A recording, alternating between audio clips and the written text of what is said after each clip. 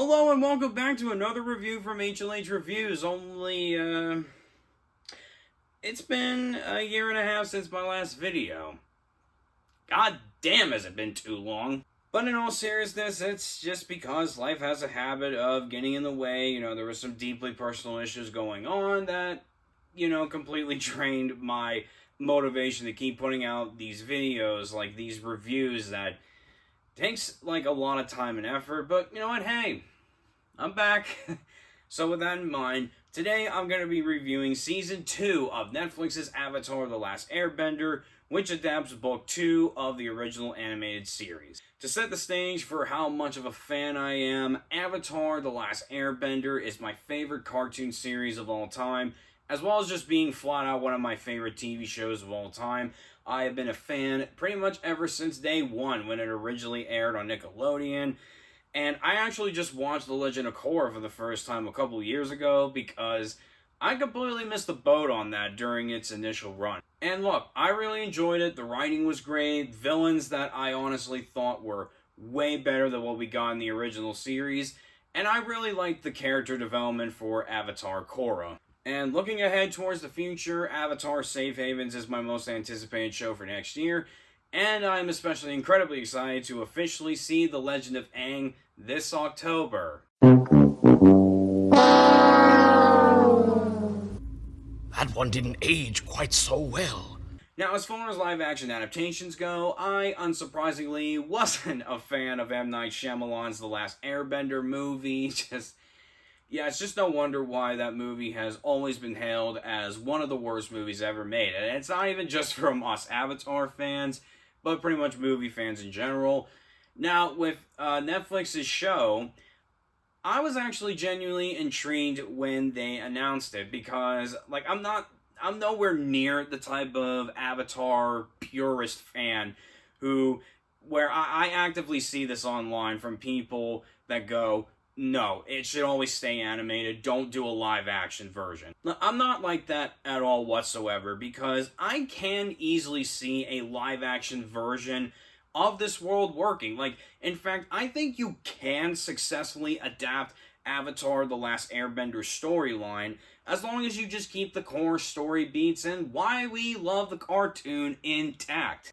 Hell, I think you can even take it into a darker or even more mature directions that Michael DiMartino and Brian Konietzko couldn't explore just because they had to stay safe with Nickelodeon. And of course, we all got a bad taste in our mouths when it was announced that the original creators were walking away from this show due to having creative differences, as well as the fact of a negative working environment. Oh, I have a bad feeling about this. But skip ahead 4 years and Season 1 dropped, and I absolutely did not like it. They made way too many changes to the story and the characters that were either just pointless, didn't make sense, or just changing it for the sake of it being a change.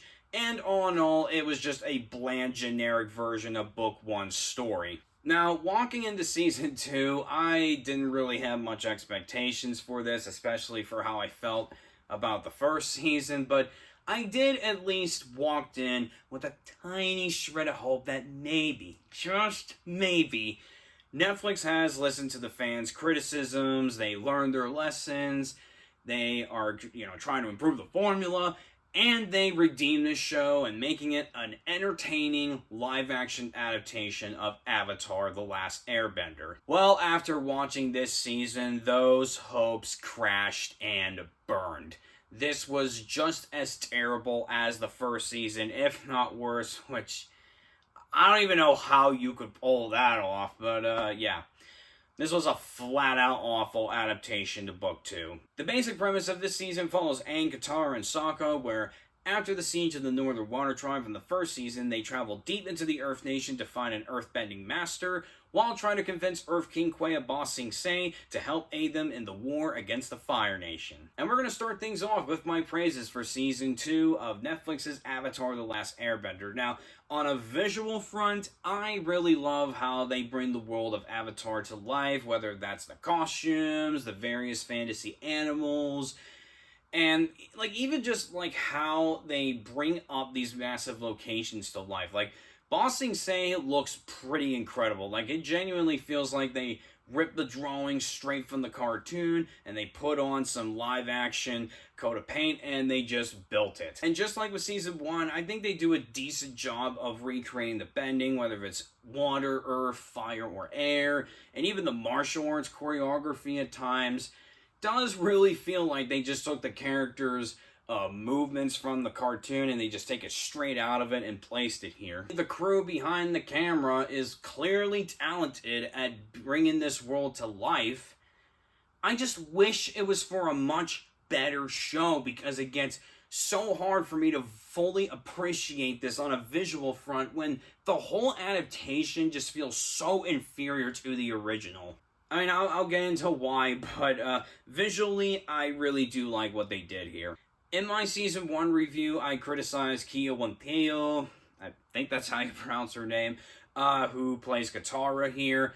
I found her facial expressions from the first season to just be emotionless. Like, it did not matter what line she was delivering. She just gave me the same expression throughout the whole show, or throughout the whole season, rather.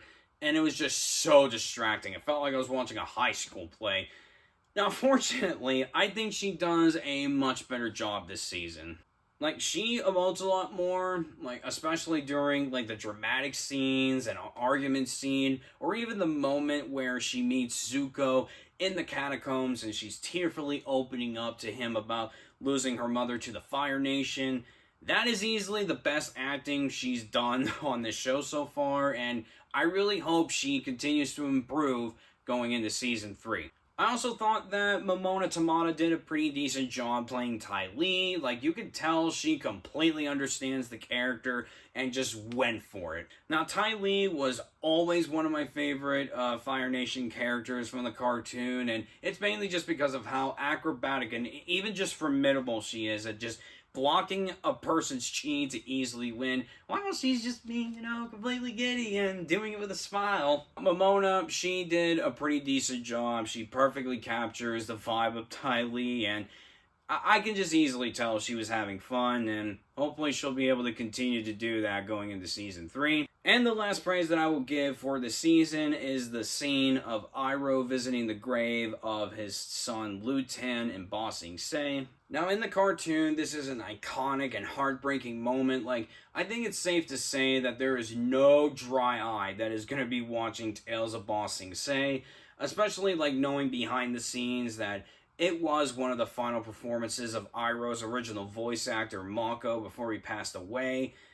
And I really liked how Netflix handled this scene and respected the legacy of it. Like, instead of just doing a cheap copy, what they could have done is just, Iroh going to the grave and singing Leaves from the Vine. They only show Iroh tearfully looking at a picture of Lutan while an instrumental version of Leaves from the Vine is being played in the background. It's genuinely, like, the only scene I liked in this entire season, because I felt that scene was handled with true, genuine reverence, like, not only for the story beat itself, but also for Mako. And, yeah, that's all I have. Now we go straight into my criticisms. Now, the first one that I want to get out of the way really quick is that I did not like the actress who plays May, and her name's Talia Tran. Because where I criticized Kia Wanteo in the first season for, like, having no emotion in her face,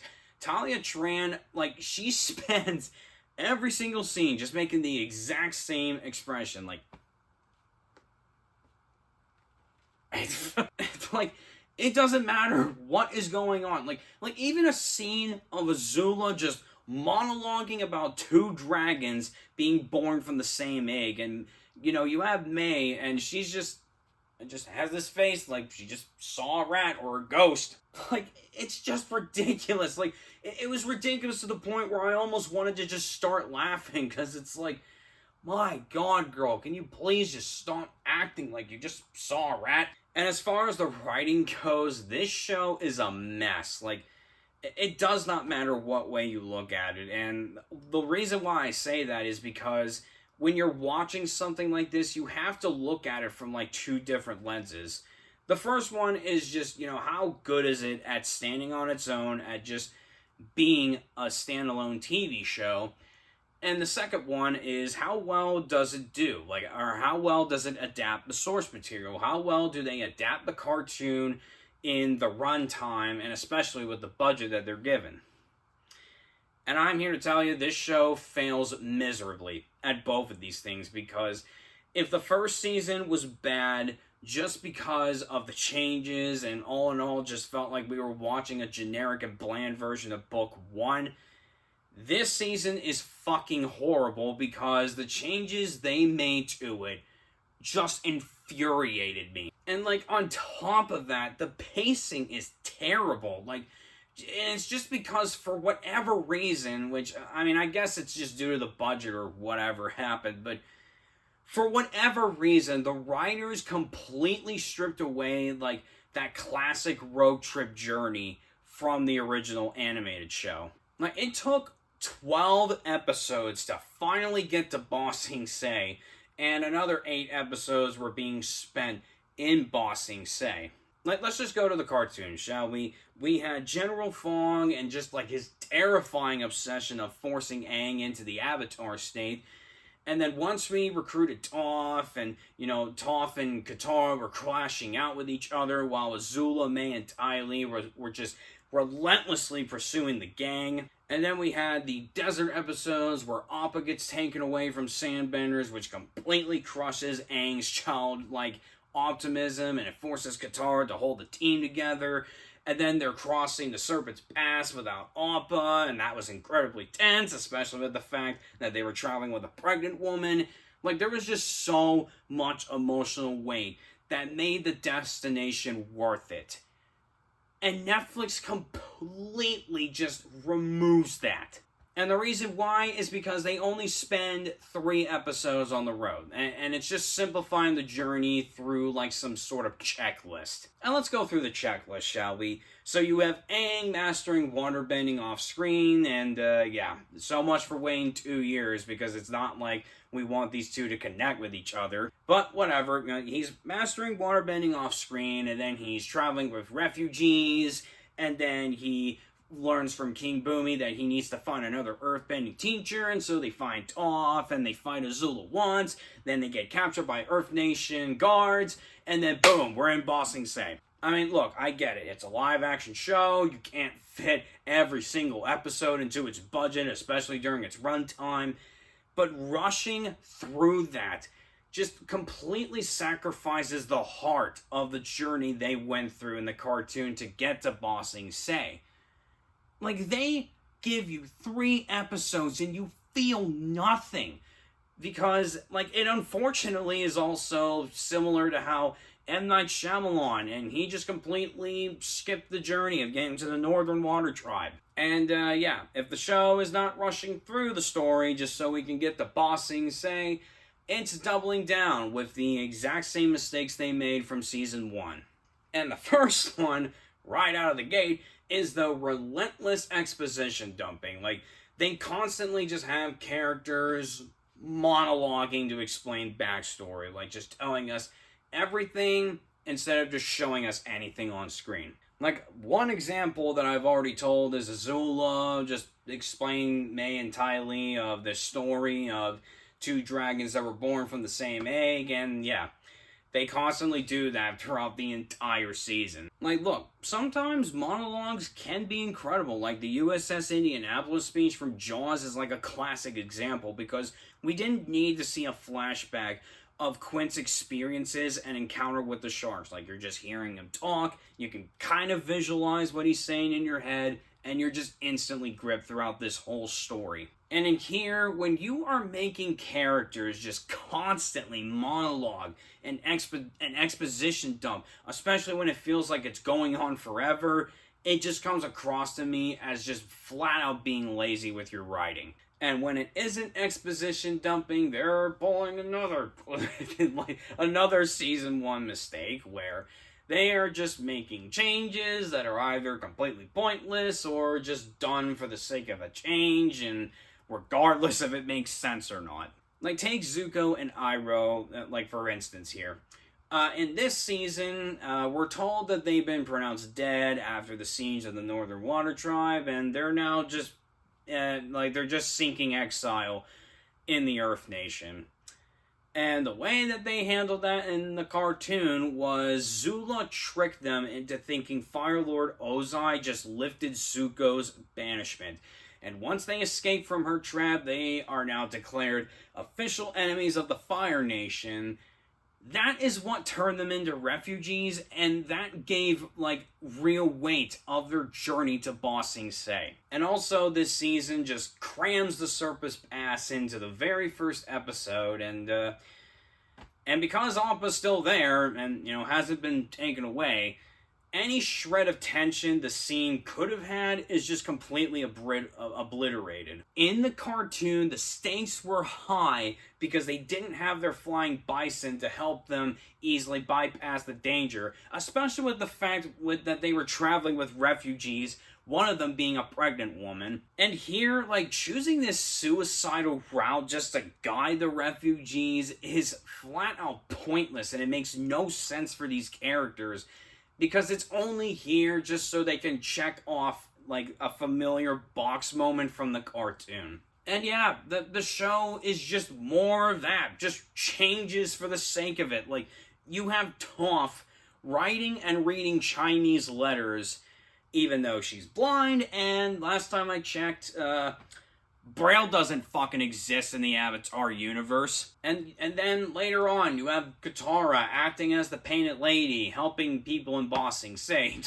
Just completely ignoring the fact that the reason why Katara was the Painted Lady in Season 3 was because she was helping out a polluted Fire Nation fishing village. And then you just get, the absolute afterthought change of how they handled Appa being stolen. In the original cartoon, Appa gets stolen by sandbenders, which just makes this desperate goal for the gang to not only, give information to keep Earth King Kwai, but to also go find Appa. And that also culminated when Zuko decides to let Appa free, and they were able to reunite after probably not having seen each other in days and weeks at that point. But no, you don't get that here, because apparently Netflix thought it was way better to just have Appa get stolen for 2 episodes and, just to create some team conflict,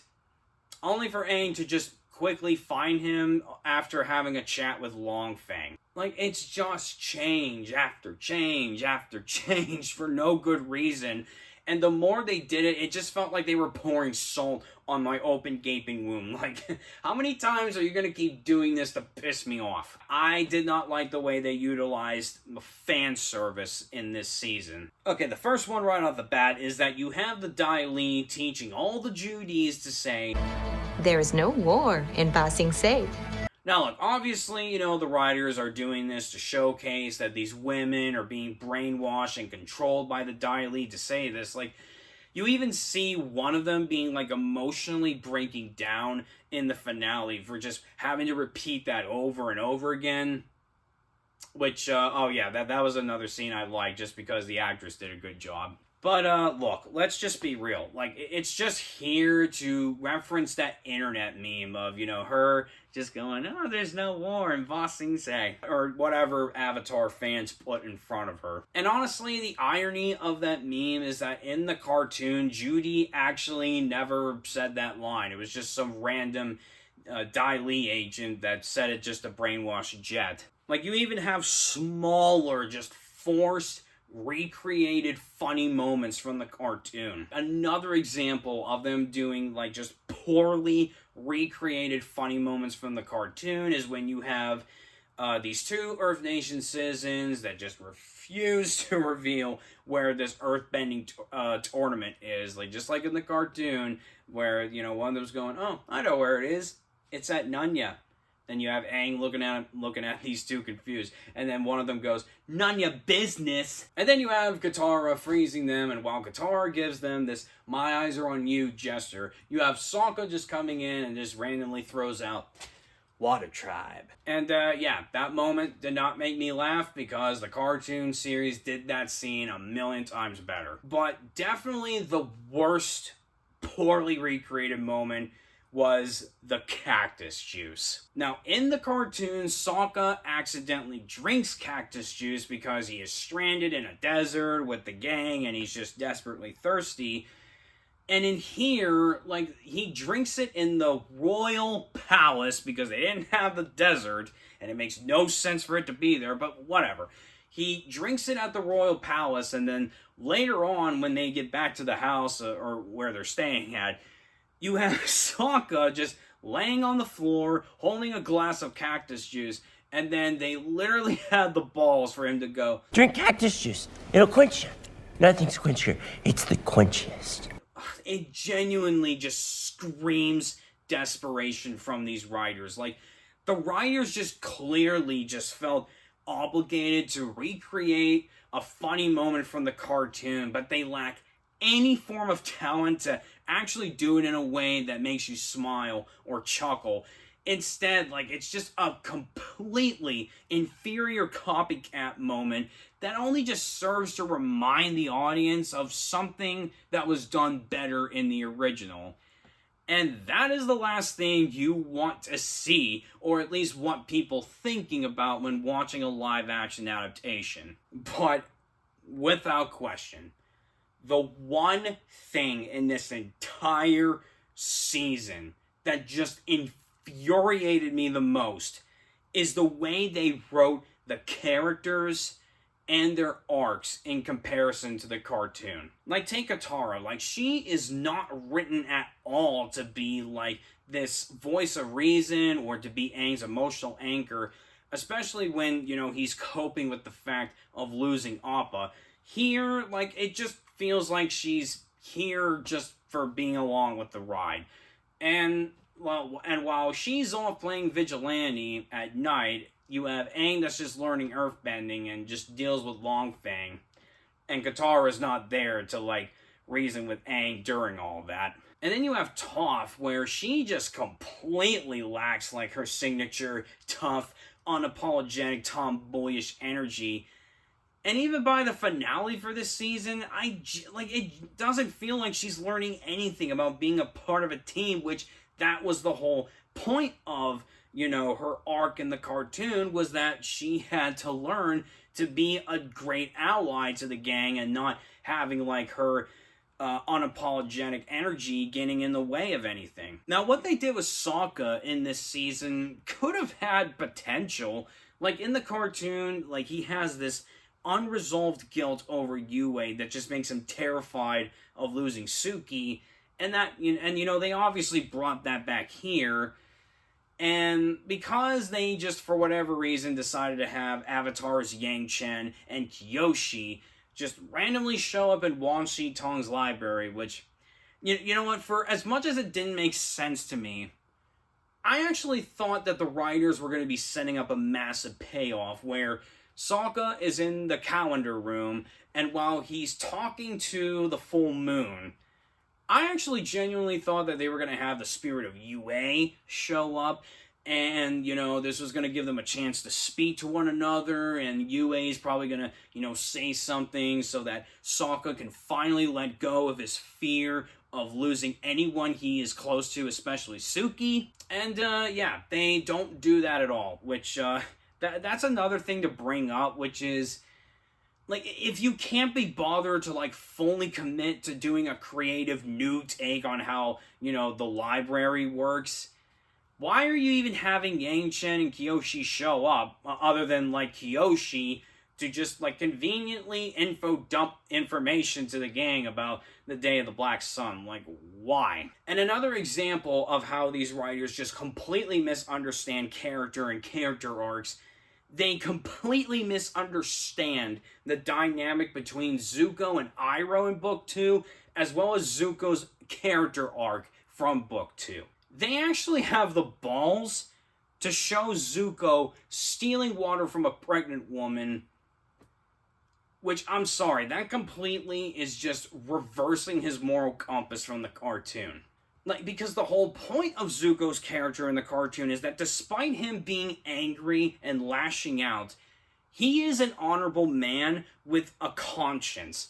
Like, in the cartoon, even though he was literally starving on his own, he actively chose not to steal food from a pregnant woman. And Netflix tries to rectify this act by having him help out this brother and sister on a farm, and then he's trying to find medicine for Iroh after Azula strike lightning at his chest.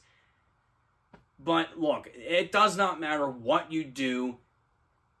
That does not make up for the fact that he robbed a pregnant woman, which is something that the cartoon Zuko would never do. And to just add on to how they just don't understand his arc, is when he discovers that the Avatar is in Ba Sing Se, and so while Aang and the rest of the gang are trapped in Washington's library, Zuko goes to capture him, only for him to randomly decide to just let him go. And that just felt so unearned compared to how they masterfully did that in the cartoon. Now you have Zuko in the cartoon, he breaks into Lake Laogai to capture Appa.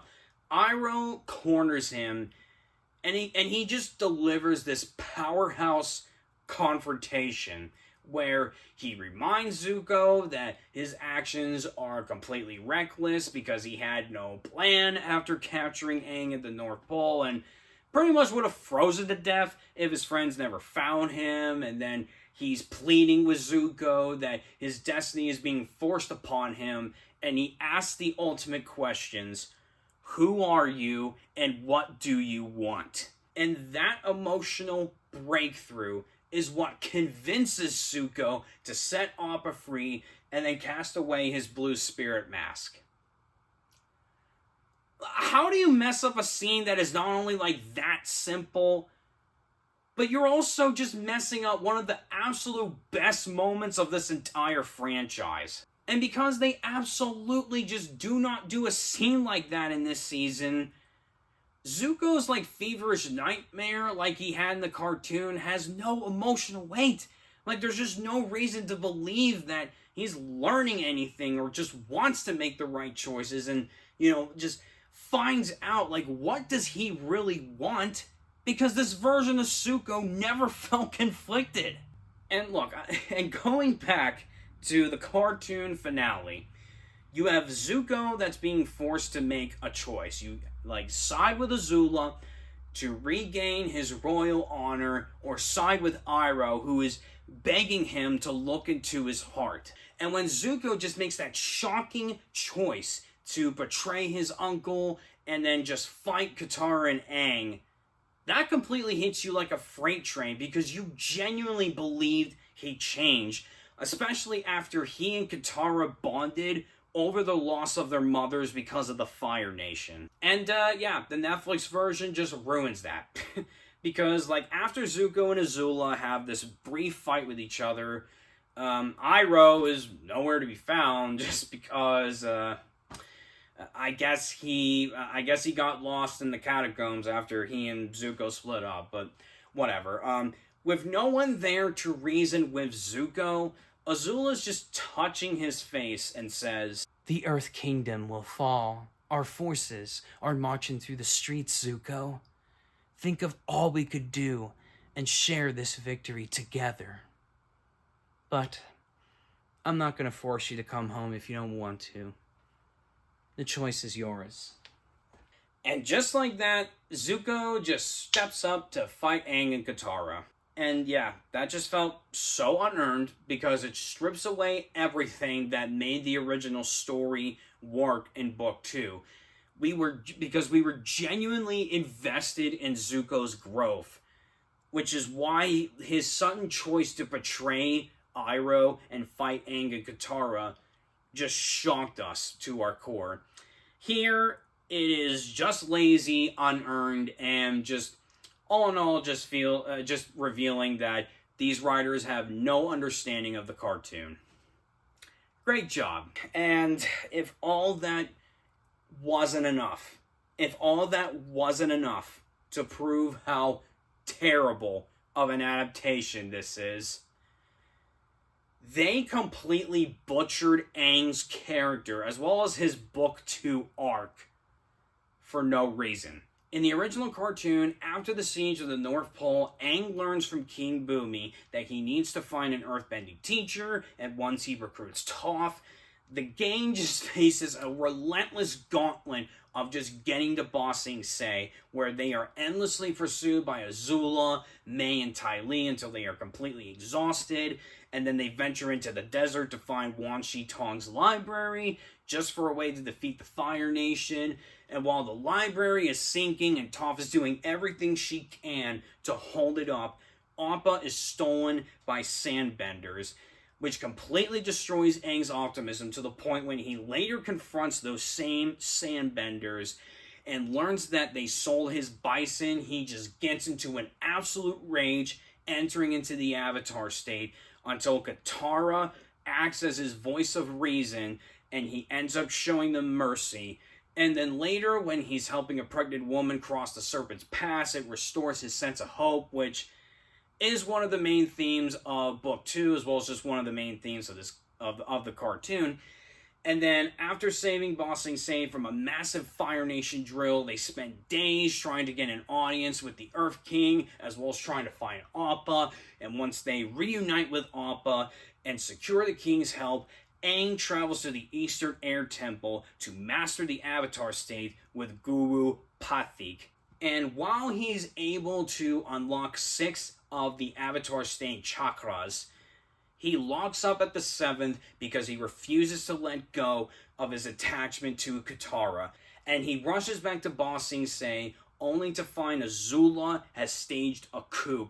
And while he and Katara are surrounded by Azula, Zuko, and the Dai Li, Aang locks himself in a crystal structure to open that final chakra and master the Avatar state. But the moment he lifts into the air, Azula delivers a devastating blow, which is striking him in the back with lightning, which ruins his chance to open the chakra and master the Avatar state. And even though Katara revives him with spirit water, water spirit from the Oasis, the season ends on a tragic, crushing note that the gang could not stop the Fire Nation from capturing Ba Sing Se.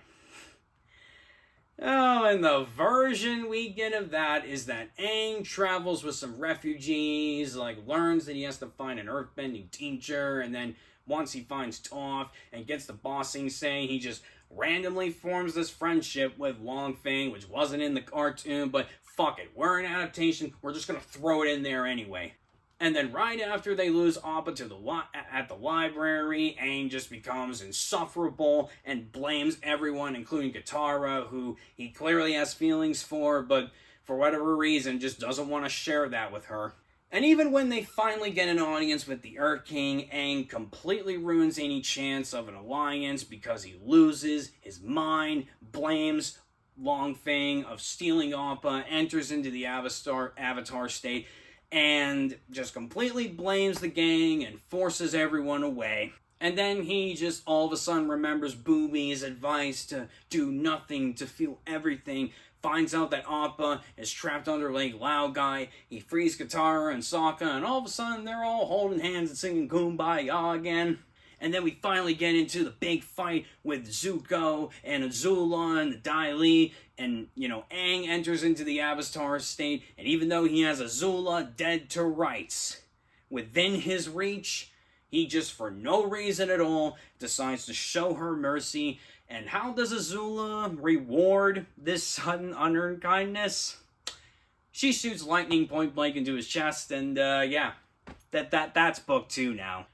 How in the hell do you take a storyline that was simple, high stakes, and devastating at the end, and you convoluted it this badly to give us a worse version of those iconic events and give us a worse version of Aang? So, we are 2 seasons in, and absolutely nothing has justified the existence of this live-action adaptation beyond just bringing the imagery to life.